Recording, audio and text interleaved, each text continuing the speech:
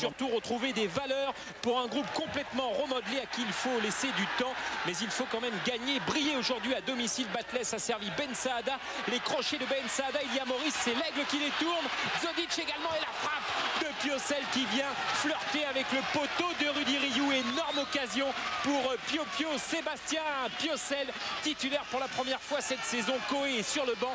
Diarra à la récupération aux côtés de Piocel. Ben Saada en tout cas a montré beaucoup de bonnes choses. Batles également et Diarra dont nous parlions tout à l'heure dévie ce ballon de la tête emmené par Pierre Lègle. Et là c'est le poteau qui vient sauver Rudy Rioux et les Montpelliérains.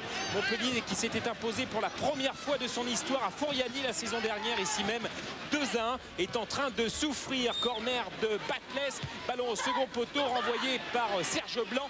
Jaillissement de Ben Saada, la récupération Batles, le centre immédiat de Batles. Il y a encore Diarra et l'arrêt magnifique de cet homme Rudy Rioux. Regardez la détente de l'international espoir Diarra, omniprésent dans cette rencontre.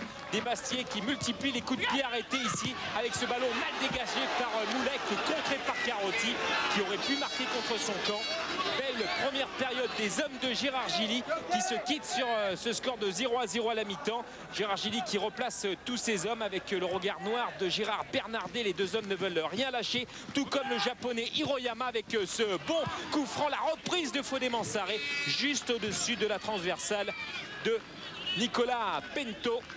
L'international espoir entré de Suisse avec Diarra. C'était la première occasion réelle des Montpelliérains. Derrière, il y a ce coup franc de Gourvenec, la demi-volée magnifique de Maurice, contré. Malheureux Florian Maurice qui n'arrive pas à ouvrir son capital but. Diarra pour Gourvenec, le centre au cordeau. Et Bruno Carotti sous la menace de Florian Maurice qui détourne ce ballon en corner. Colère entre le capitaine montpelliérain et son gardien. Et là c'est un choc. Laurent Batles avec Carotti. Batles est évacué. Il est sonné, mais rassurez-vous, il a récupéré. Tout va bien pour le virevoltant Batles. Bamogo a fait son entrée pour Montpellier. Bamogo dans ses dribbles chaloupés. La frappe et l'arrêt de Nicolas Pento.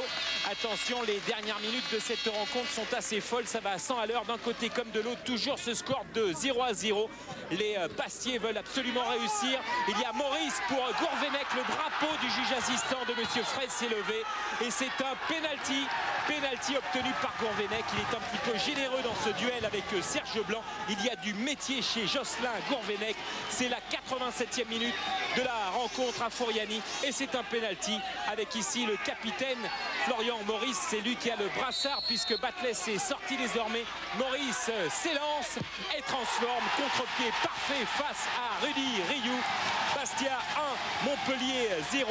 Gros soulagement pour cet homme Florian Maurice que l'on retrouve au micro de Lucien Dabila.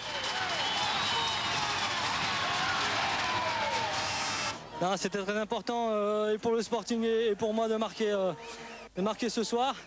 Ça a été un match très difficile quand même, on peut l'avouer. C'est vrai qu'on a des difficultés un petit peu à trouver le rythme en ce début de saison.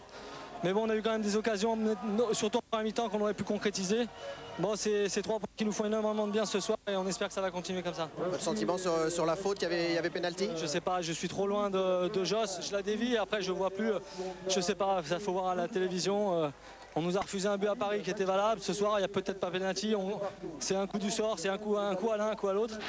Et en tout cas, c'est un ouf de soulagement pour Maurice et les Bastiais qui n'avaient plus gagné en Ligue 1 depuis le 8 février dernier. C'était à Bordeaux.